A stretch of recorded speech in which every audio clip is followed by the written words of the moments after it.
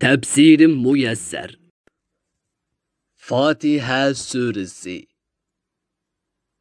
Bu sure Qur'on Karimning boshlanishidagi sura bo'lganligi uchun Fatiha, ya'ni ochquchi, namozning har bir rak'atida takror o'qildiganligi uchun masoni, ya'ni takrorlang'uvchi deb atalgan. Bu suraning yana boshqa ismlari bor.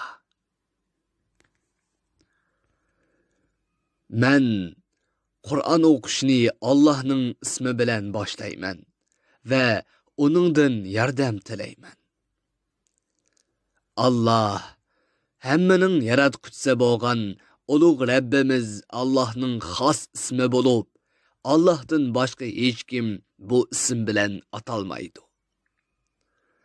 Ar-Rahman, bu dunyoda jimi maxluqotga nihoyat rahim shafqat qilg'uchi.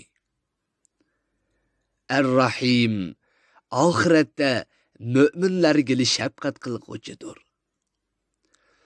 Ar-Rahman bilan Ar-Rahim Allohning ismlaridan bo'lib, Rahim degan sifatni Allohning sha'niga loyiq ravishda o'tirg'i qo'ydi.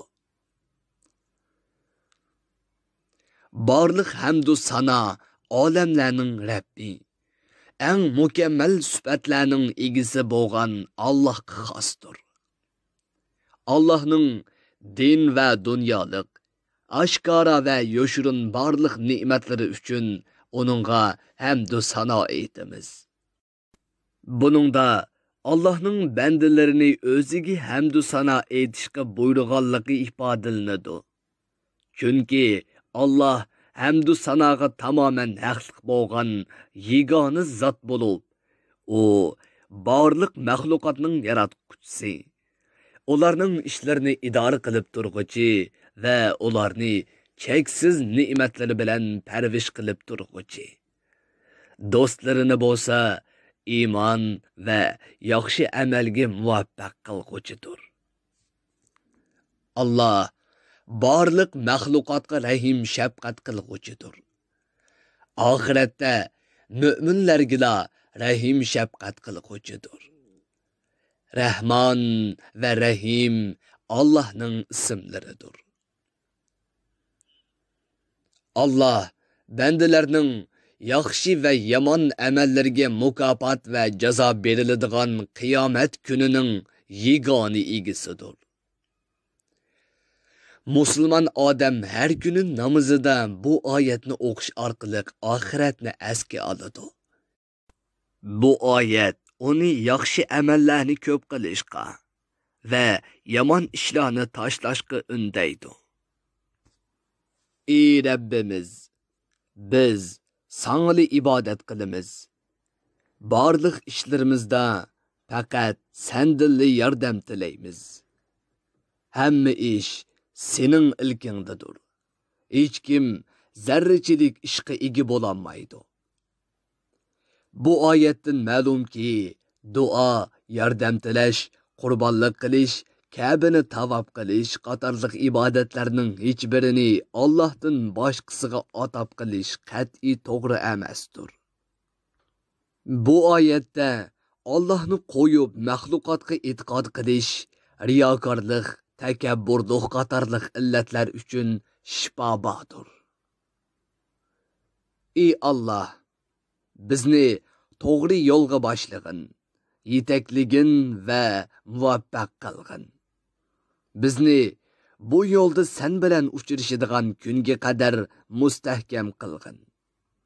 To'g'ri yo'l faqat Allohning roziligiga va jannatga elib boradigan islom dinidir. Bu payg'ambarlarning tuganchisi bo'lgan Muhammad alayhissalom da'vat qilgan ro'shan yo'ldir. Bandaning baxt saodati islomda mustahkam turish bilanla qo'lga keladi. Ey Allah, bizni sen in'om qilgan payg'ambarlarning, rostchillarning, shahidlarning va yaxshilarning yo'liga boshlagin. Chunki ular hidoyat va istiqomat ahlidir. Ey Allah, bizni Yahudilarga o'xshash haqiqatni bilib turib amal qilmaganligi uchun g'azab qilinganlarning va yoki xristianlarga o'xshash nadonlikdan hidoyat topolmagan va to'g'ri yo'ldan ozganlarning yo'lida qilmagan. Bu duo mo'min odamning qalbini nadonlik, ozg'unlik va inkorchilik illatlaridan poklaydigan shifodir. Bu duo yana eng katta ne'matning islom ne'mati ekanligini ko'rsatadi. Shunga haqiqatni eng obdan tonigan, uningga eng mukammal ravishda ergashgan odam to'g'ri yo'lda mangan odamdir. Sheksizki, payg'ambarlardan qolsa, sahobalar to'g'ri yo'lning yetakchilaridir. Bu oyat ularning fazilatiga, yuqori martabasiga dalolat qiladi.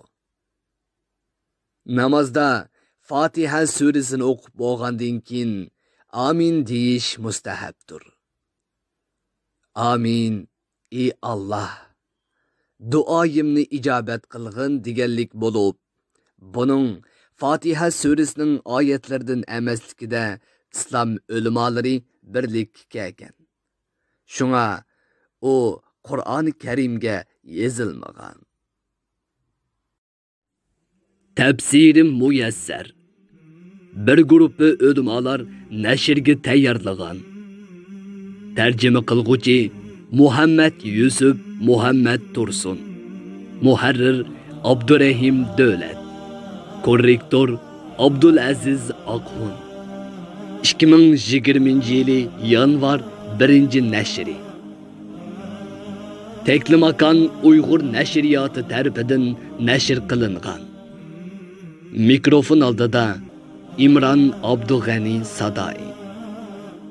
Bu asar avlod detallarida tarqitildi.